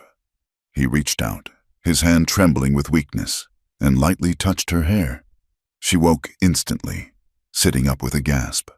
"Eli?" "I am alive," he rasped, his voice rusty. Tears filled her eyes. She pressed her face into the mattress to hide them. I thought you were gone." "Not yet," he said. "Not yet." The recovery was slow. The leg was badly sprained, the ligaments torn, and his ribs were bruised deep. He could not ride. He could barely walk to the porch. They were forced into a domestic intimacy that was tighter than anything they had experienced. The cabin became their whole world. Eli whittled. He took pieces of firewood and carved them into small, intricate shapes: horses, birds, a wolf. It kept his hands busy when he couldn't work. Anna read to him. She found a tattered copy of Ivanhoe in his trunk, and she read aloud in the evenings, her voice soft and steady, transporting them from the dusty plains to medieval tournaments. They ate together. They sat by the fire together. The physical distance they had maintained, the 3 feet of polite separation, vanished. She had to help him stand. She had to change the bandages on his leg. He learned the rhythm of her breathing. She learned the way his eyes crinkled when he found a passage in the book amusing. Then came the night the autumn chill arrived early. A norther blew in, dropping the temperature 30 degrees in an hour. The cabin, poorly insulated and drafty, grew bitterly cold. The firewood supply was low. Eli hadn't been able to chop, and Anna could only gather kindling. They huddled near the stove, but the cold seeped into the corners. Eli, weakened by his injuries, began to shiver. The tremors racked his body, causing his broken ribs to ache fiercely. Anna watched him, wrapped in her shawl. She saw the pain in his face every time a shiver hit him. "You are freezing," she said. "I'm fine," he lied through chattering teeth. "You are not. The cold will settle in your chest. You will get pneumonia." He looked at her. The single narrow bed in the main room was the warmest place. closest to the stove. Her mattress on the floor was in the draft. "Anna," he said, his voice hesitant. "Bring your quilts. Come up here." She froze. "What?" "The bed," he said. "It is warmer. We can share the heat. I swear to you, I will not touch you. I will stay on my side. I can't stop shaking." Anna looked at the bed. It was narrow. They would be touching. She looked at Eli. His face was pale, his lips blue-tinged. He was not looking at her with lust. He was looking at her with desperation and a careful, respectful hope. He was asking for survival, not possession. "All right," she whispered. She blew out the lamp. In the darkness, she climbed onto the bed, lying stiffly on the very edge, her back to him. He lay on his back, staring at the ceiling. They pulled the quilts up over them. The heat of his body was shocking. It radiated across the small space between them. Slowly, the shivering stopped. For a long time, there was only the sound of the wind outside and their own breathing. But the silence was not empty. It was electric. Every inch of air between them hummed with awareness. "Are you warm enough?" he asked quietly. "Yes." "Anna?" "Yes? I never thought I would have this," he said, his voice rumbling in his chest. "A home that felt like a home. I thought I would die out here alone, just another old bachelor rancher." "I never thought I would be safe," she replied, her voice barely a whisper. "I thought my life was over." "It isn't over," Eli said. "It is just starting. If we can keep the land—" "We will," she said. The word "we" hung in the air. A promise. They talked then, in the safety of the dark, about things they had never dared to voice. "I wanted children once," Anna admitted. Before I knew what marriage was. I wanted a little girl. To braid her hair. I wanted a son," Eli said. "To teach him the land. To leave him something better than debt." The conversation drifted into silence, but the tension remained. It changed, though. It shifted from the tension of strangers to the tension of two people who were starving for each other but terrified to eat. Anna turned onto her back. Her hand brushed his arm. She flinched, pulling back, but then she stopped. She didn't want to pull back. She reached out again, finding his hand in the darkness. His fingers were rough, calloused, warm. He went perfectly still. He did not grab her hand. He let his palm lie open, waiting. She laced her fingers through his. He exhaled, a long, shaky breath. He squeezed her hand gently. Anna moved. She scooted closer, inches at a time, until her side pressed against his. She laid her head on his chest, right over his heart. She could hear it beating, heavy, fast, strong. "Eli?" she whispered.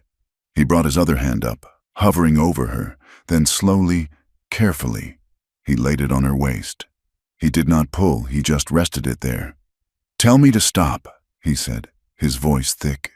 "Tell me to stop, Anna, and I will stop. I will get on the floor. I will go outside." She trembled against him. The contact was overwhelming. It was a terrified memory warring with a new, desperate desire. She felt his hardness, his strength, but she also felt his restraint. He was trembling too.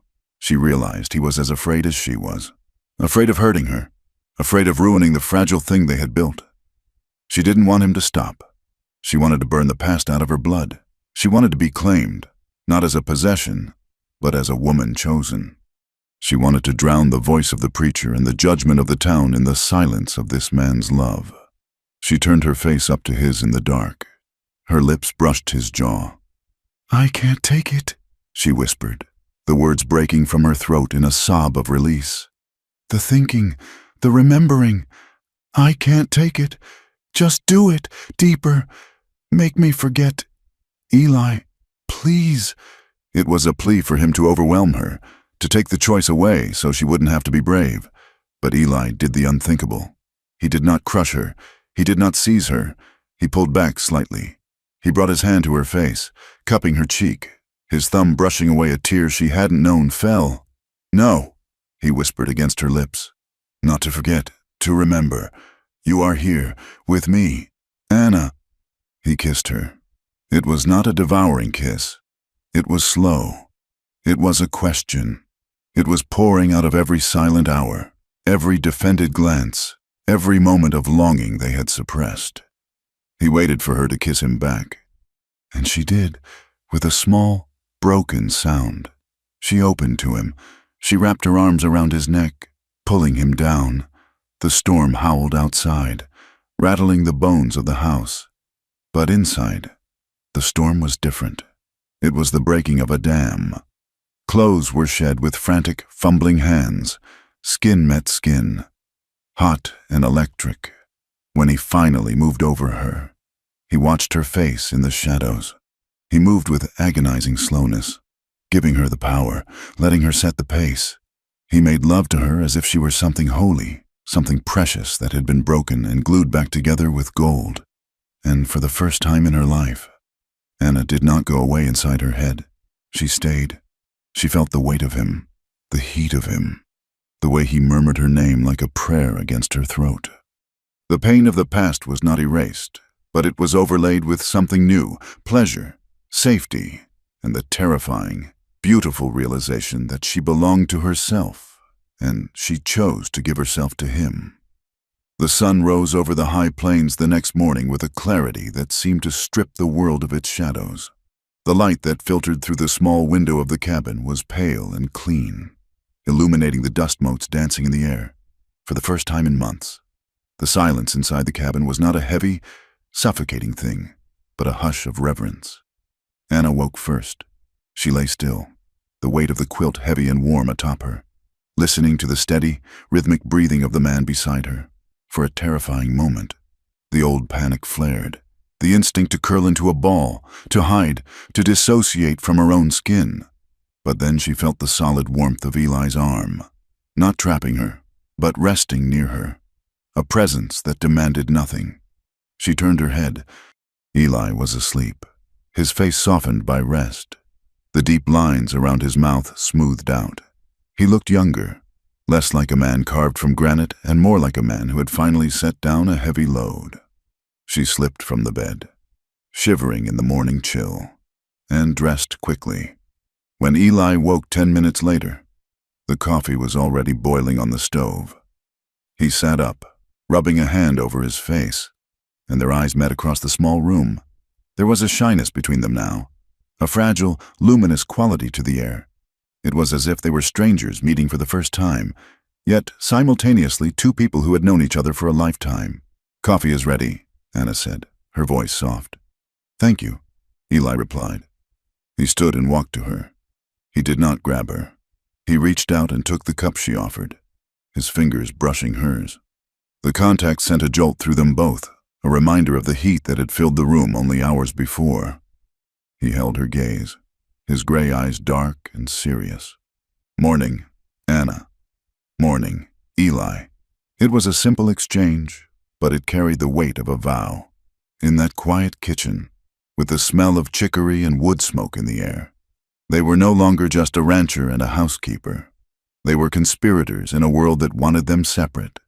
But the world outside the cabin had no respect for their fragile peace. By noon, a rider appeared at the gate. It was a boy from the livery stable in town, clutching a sealed envelope. He looked nervous, eyeing the rifle leaning against the porch rail, and thrust the letter at Eli before kicking his pony into a gallop. Eager to be away, Eli opened the letter on the porch. Anna watched his face harden. The softness of the morning evaporated, replaced by the grim mask of the survivor. "It is Caro," Eli said, his voice flat. "He has filed a motion. He claims the winter losses voided our extension. He is in full debt, immediately." Anna felt the blood drain from her face. "Can he do that?" "He owns the judge, the sheriff, and the bank," Eli said, crushing the paper in his fist. "He can do whatever he pleases, unless I can stop him." "We have to go to town," Anna said, though the thought made her stomach turn. "I have to go," Eli corrected. "You stay here." "No," she said, stepping forward. The fear was there, trembling in her hands, but her voice was steady.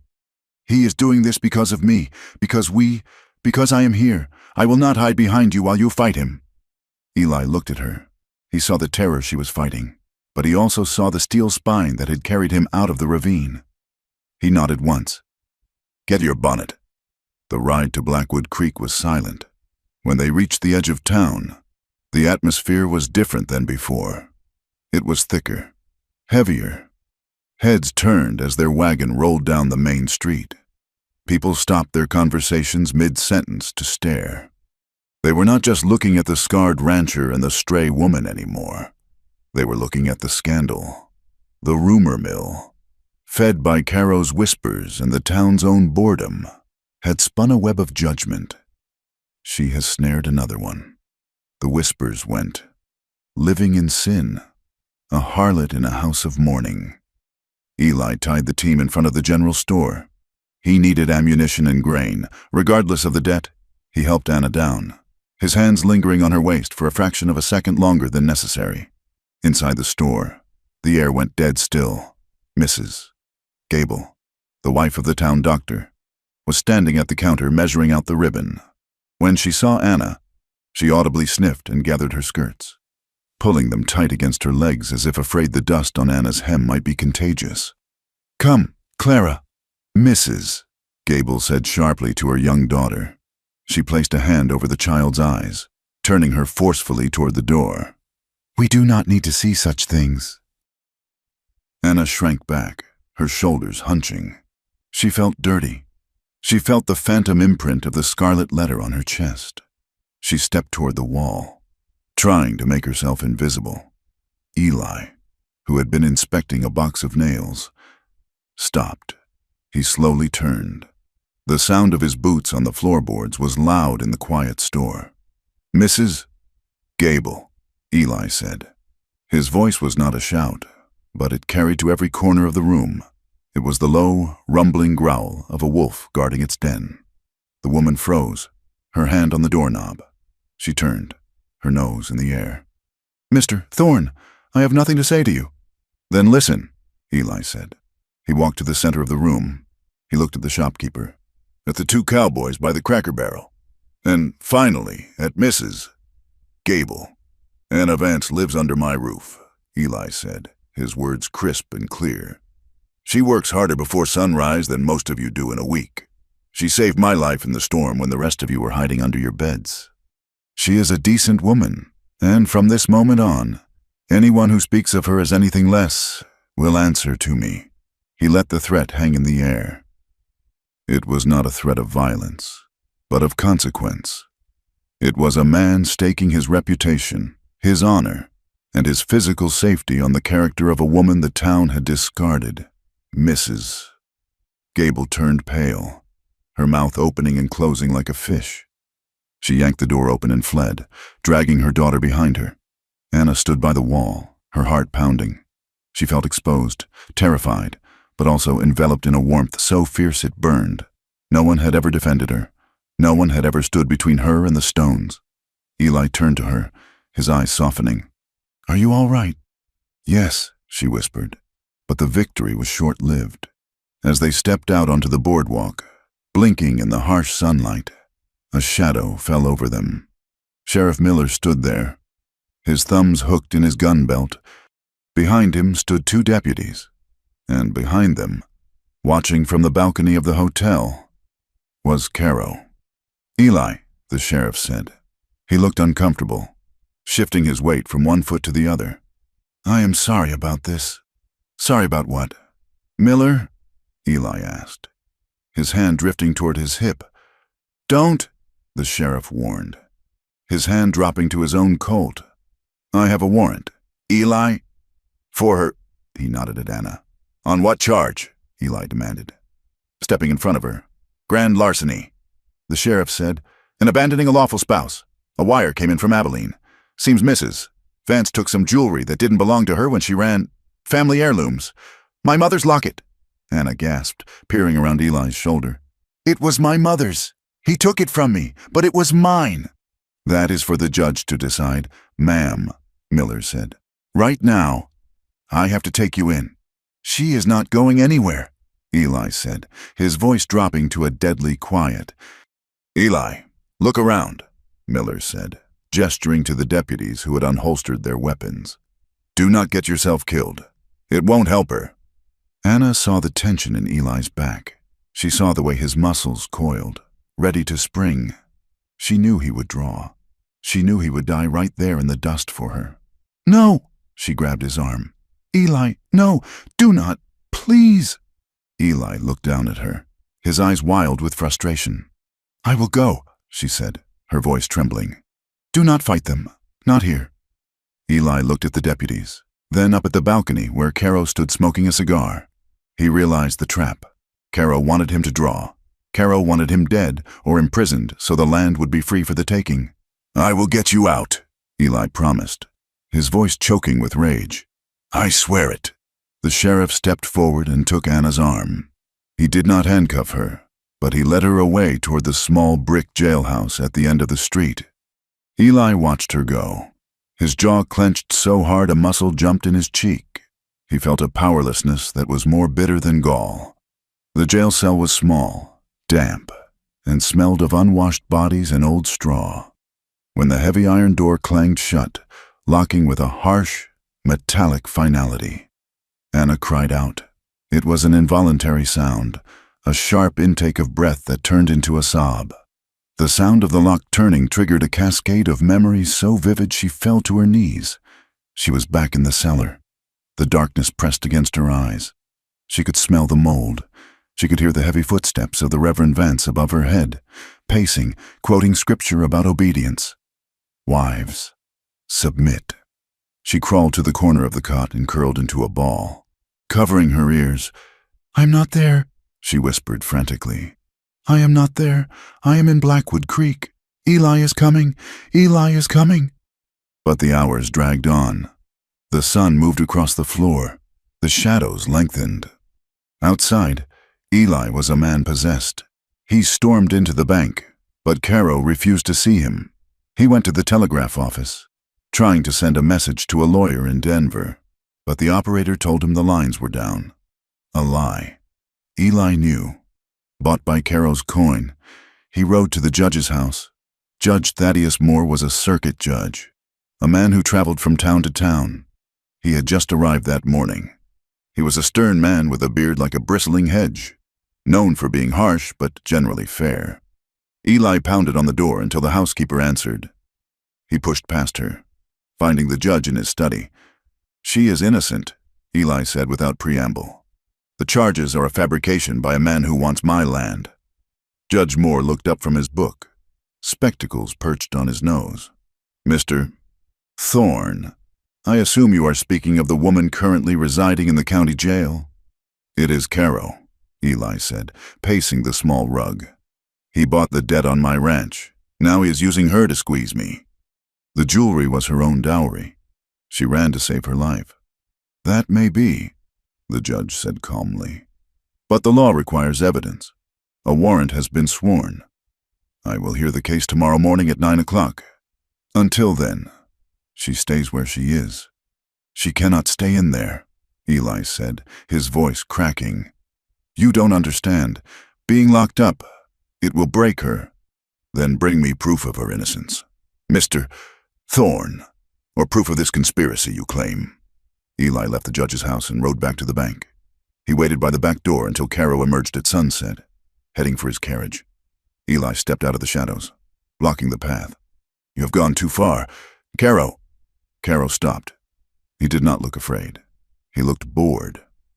I am simply retrieving what is owed to the investors, Eli, and assisting the law in apprehending a fugitive. What do you want? Eli asked. Cut the act. What is the price?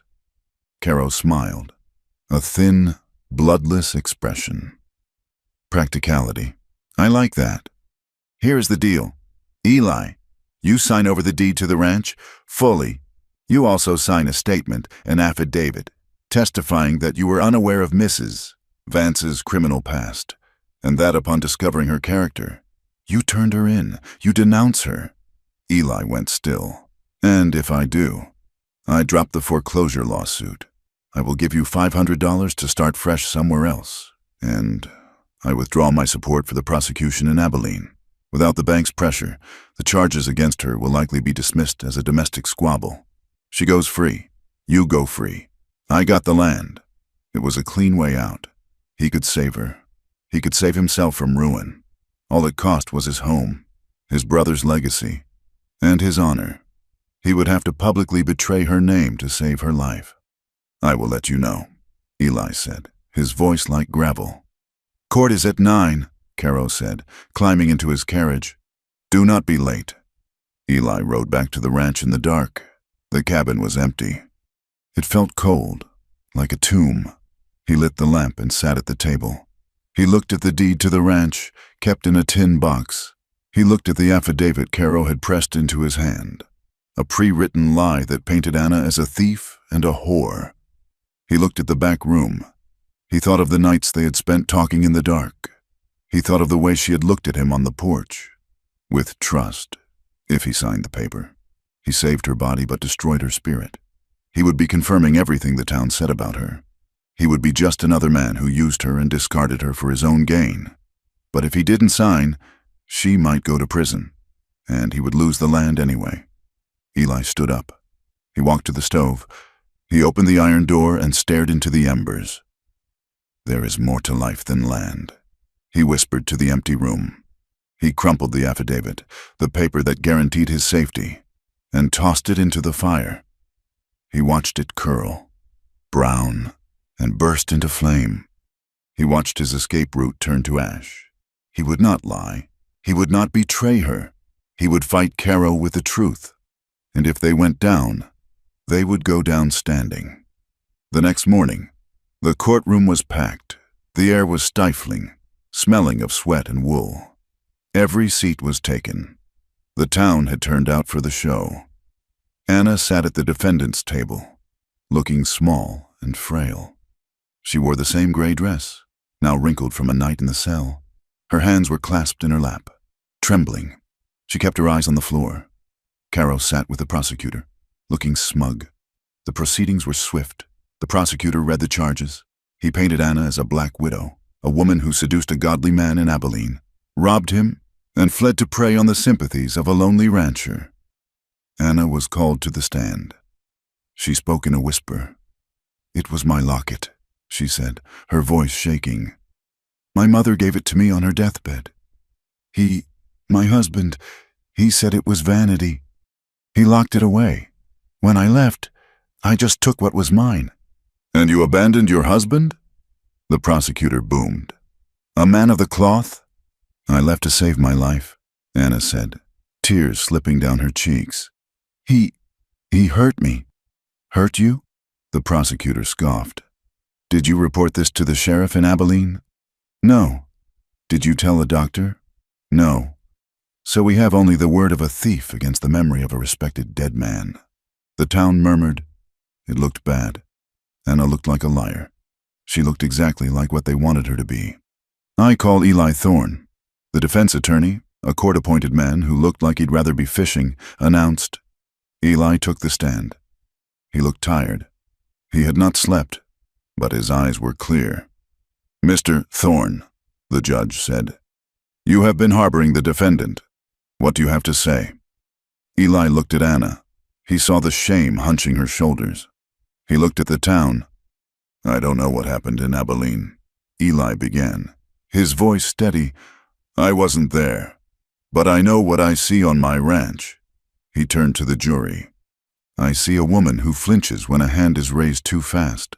I see a woman who wakes up screaming in the night, begging a dead man to stop hitting her. I see a woman who works until her hands bleed to pay for her keep.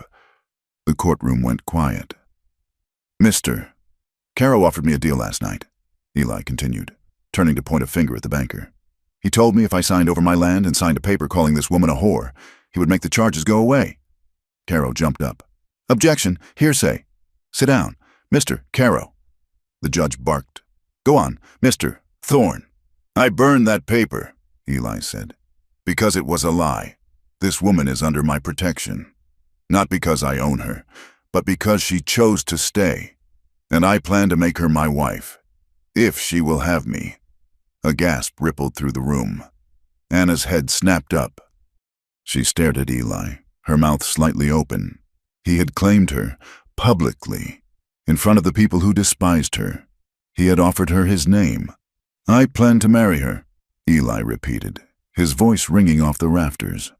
"And I will not let a thief in a silk suit destroy her life to get my land. If you want to send someone to jail, send me, but let her be." The judge looked at Eli. He looked at Caro, who was sweating now, his composure cracking. He looked at Anna, whose face was shining with a mixture of shock and adoration. Judge Moore cleared his throat. He picked up his gavel. "This court," the judge said, "is not a tool for land speculation. The charges from Abilene are unverified. The prosecution has failed to produce a witness or the alleged stolen item. Furthermore, the testimony regarding attempted coercion by Mr. Caro casts significant doubt on the validity of this entire proceeding." He brought the gavel down. Bang! "Case dismissed. Mrs. Vance, you are free to go." The courtroom erupted.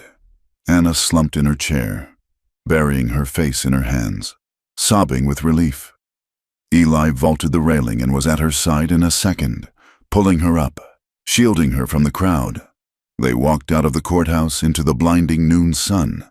The air tasted sweet. Caro was waiting by the steps. His face was purple with rage. "You think you have won?" he hissed, stepping into their path. "You have nothing, Thorne. The debt is still due. I will ruin you. I will bleed you dry. And if the law won't help me—" He let the sentence trail off, his eyes drifting to the pistol on his hip. "Accidents happen on the range. Stay off my land. Caro," Eli said, "next time you come, bring more men." They pushed past him and climbed into the wagon. The ride home was different. The fear was gone, replaced by a heavy, solemn realization of what lay ahead. They were at war now. Caro would not stop. But as the sun set, turning the sky into a canvas of violent violet and gold, they stood on the porch of the cabin. The ranch was quiet. The wind whispered through the grass. Eli turned to Anna. He took her hands. They were rough, calloused hands, both of them. "I meant what I said," he told her softly. In the courtroom, "I know," Anna whispered. "I am not a rich man. Anna, I have a broken ranch, a mountain of debt, and a fight coming that might kill me. I have nothing to offer you but hard work and trouble." He looked down at her, his eyes searching hers. "But I love you. I love you more than I love this land, more than I loved my pride." He paused, his thumb stroking her knuckles. "Will you marry me, not for protection, not because you have nowhere else to go, but because you want to be with me?" Anna looked at him. She thought of the long, lonely years. She thought of the pain. And then she looked at the man who had burned his safety to keep her warm. "Yes," she said, the tears blurring the stars above his head. "Yes, Eli, I choose you." He pulled her into his arms, and for the first time, under the vast, indifferent sky of the West, they were not two lonely people fighting the dark. They were a fire that the wind could not blow out. The wedding took place on a Tuesday, under a sky the color of bruised iron. There were no bells, no organ music, and no congregation to stand in judgment or celebration. They stood in the dusty office of the Justice of the Peace, a man named Elias Finch, who smelled of pipe tobacco and ink. The room was small, cluttered with stacks of legal ledgers and wanted posters curling on the walls. Anna wore her gray dress, the only one she owned that was fit for public eyes, though she had washed it in the creek until the fabric was stiff and clean. She had braided her hair tightly, weaving a single blue ribbon through the plaits, a ribbon Eli had bought her in town, a small, silent token of a courtship that had happened in the spaces between survival. Eli stood beside her, his boots polished with grease, his white shirt starched stiff. He looked uncomfortable in the confinement of the room, a man built for open horizons trapped between four walls. But when he looked at her, the walls vanished. "Do you, Eli Thorne, take this woman?" Finch mumbled, rushing through the words as if he feared the sheriff might burst in to stop them. "I do," Eli said. His voice was not loud, but it was solid, like a fence post driven deep into the hardpan. "And do you, Anna Vance?" Finch paused, squinting at the paper. Anna Vance. Take this man. Anna looked at Eli. She looked at the scar on his jaw, the gray in his stubble, the way his large hands hung at his sides, trembling slightly. She knew why they trembled. It was not fear of her. It was the terrifying weight of hope. He was daring to believe that he could keep her, that the world would let them have this. I do, she whispered. Finch stamped the paper.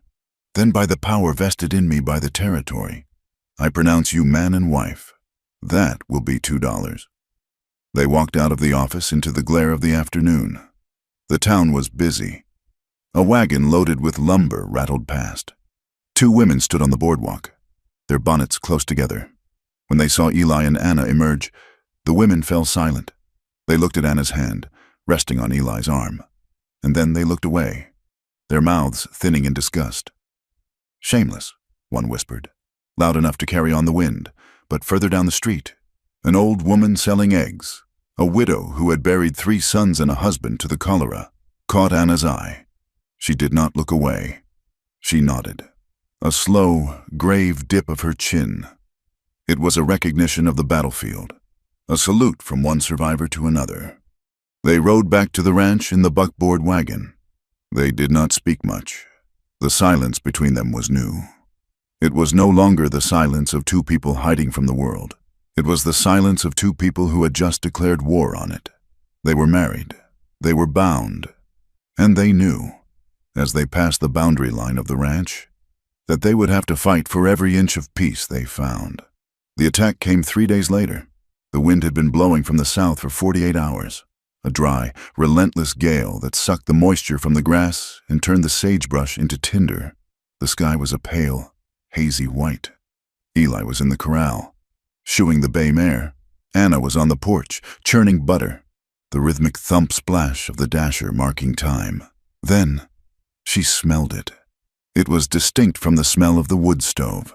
It was sharper, wilder, the scent of burning pine and dry grass. She stood up, wiping her hands on her apron. She looked south. A gray plume was rising against the horizon, growing darker and wider by the second. Beneath it, a dull orange glow flickered, dancing like a living thing. Eli, she screamed. Eli dropped the hoof and vaulted the fence. He took one look at the smoke and cursed. Fire! Get the sacks! Get the shovels! It was not an accident. Fire started by lightning happened, but the sky was clear. Fire started by carelessness started slowly. This was a line of fire, springing up across a mile-wide front, driven by the wind straight toward the ranch house. They ran. For the next 6 hours, they ceased to be human beings. They became creatures of soot and sweat, fighting a monster that wanted to eat their world. They beat the flames with wet gunny sacks, the heavy burlap hissing as it struck the burning grass. The heat was a physical blow, searing their lungs, singing their eyebrows. The smoke was blinding, a choking gray fog that turned the sun into a blood-red disk. The barn! Eli shouted over the roar of the fire. We have to trench the barn. They dug fire breaks, their shovels ringing against the rocky soil.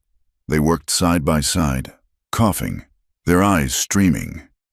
Anna's dress was torn, her face blackened with ash. But she did not stop. She shoveled dirt onto the creeping flames until her arms felt like lead. The wind shifted. It was a sudden, cruel twist of nature. The fire, which had been moving north, suddenly hooked east, racing through a patch of dry mesquite with a sound like a freight train. Anna was cut off. She had been beating a flare-up near the creek bed. Suddenly, a wall of orange fire rose up between her and the house. The heat was instantaneous and terrifying. She stumbled back, covering her face, but the fire was faster. It curled around her, trapping her against the steep bank of the dry creek. Eli! She screamed, the sound tearing from her raw throat. Eli heard her. He was 50 yards away, fighting to save the corral. He turned and saw the wall of fire.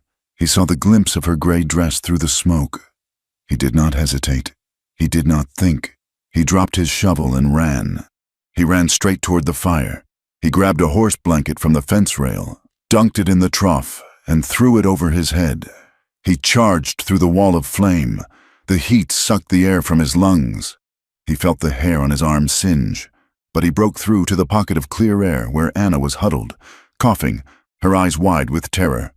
"Get under!" he roared, throwing the wet blanket over both of them. He wrapped his arm around her waist, lifting her half off the ground. "Run! With me! Now!" They ran back through the inferno. For 3 seconds, the world was nothing but fire and noise. Anna felt the heat blistering her skin through the wool. She felt Eli's body shielding hers, taking the brunt of the flames. They burst out the other side, stumbling into the blackened dirt of the yard, gasping for air. They fell to their knees, coughing up black phlegm, clutching each other. They were alive, but the fire was still coming. Then, through the haze, they heard it.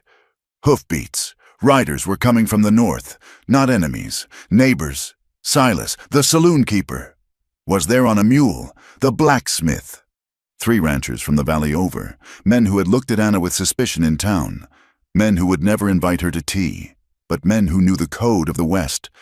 "Get the buckets," Silas shouted. Jumping down, "Form a line."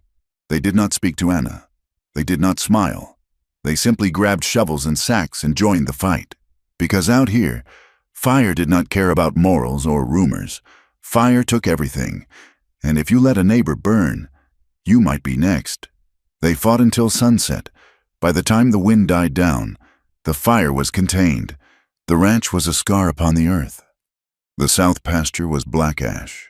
The fence posts were glowing embers. But the barn stood. The cabin stood. The cattle, driven to the far north corner, were safe. Eli stood on the porch, leaning on his shovel. His face was a mask of soot, his eyes red-rimmed. He watched the neighbors ride away. They had offered no congratulations, just a nod of acknowledgement that the work was done. Anna came to him. She touched his arm. Her hand was blistered, wrapped in a rag. "We are still here," she whispered. "Yeah," Eli rasped. "We are." The reckoning came 2 days later. Sheriff Miller rode out to the ranch. He looked tired. He sat on his horse, looking at the blackened land, shaking his head. "Found something," Miller said, unbuckling his saddlebag. He pulled out a kerosene can. It was battered, scorched, but the stamp on the bottom was clear. It was a military-grade can, the kind sold only at the supply depot in the next county. "Found 3 of these along the South Ridge," Miller said. "And we found the man who bought them, a drifter named Pike. He got drunk in the saloon last night, started bragging about how easy it is to burn out a squatter when you are being paid in gold." Eli walked to the fence. "Did he say who paid him?" "He did," Miller said. "After a night in the cell, he sang like a bird, said Caro paid him $50 to light the match." Anna stood on the porch, listening. She held her breath. "I arrested Caro this morning," Miller said. "Found him packing his bags. He was planning to head for San Francisco. He is in the Iron Hotel now. Eli, the circuit judge is coming back next week. With the arson charge and the attempted fraud, he won't be seeing daylight for a long time." Miller looked at Anna. He tipped his hat. It was the first time he had shown her respect. "Mrs. Thorne," he said, "I reckon you can sleep easier tonight." When he rode away, the silence that settled over the ranch was different. The threat that had hung over them for months, the cloud of debt, the fear of the law, the shadow of Caro, was gone, dissipated like smoke in the wind. In the weeks that followed, the land began to heal. It was a slow, stubborn miracle. The autumn rains came, gentle and soaking. They washed the ash into the soil. Tiny shoots of green grass poked through the blackened earth, vivid and startling against the char. The mesquite bushes pushed out new leaves. Anna and Eli healed too. The burns on their hands turned to scars. The nightmares came less frequently. They spent their days repairing the fences, working side by side, their labor a shared language of ownership. One evening, Anna stood by the window, looking out at the recovering fields. She pressed a hand to her stomach. She had been feeling a strangeness in her body for weeks, a tenderness, a fatigue that was different from the tiredness of work. She had missed her bleeding twice. She knew what it meant. Panic, cold and sharp, pricked at her heart. For years, her body had been a source of pain, a commodity to be used by others. The idea of pregnancy had always been a terror, a trap that would bind her forever to a man she hated. But then she looked at Eli. He was sitting by the fire, mending a bridle. He was humming a low, tuneless song. She walked to him. "Eli." He looked up, sensing the change in her tone. He set the bridle down. "What is it?" "I am with child," she said. The words hung in the air. Eli went perfectly still. He looked at her stomach, then at her face. He did not smile immediately. He did not cheer. He saw the shadow in her eyes. He stood up and took her hands. "Anna." He waited until she met his gaze. "Tell me how you feel. Does this feel like a trap? Tell me the truth." He was giving her the choice, even now. He was acknowledging that her body was hers, that her history made this complex. Anna looked at him.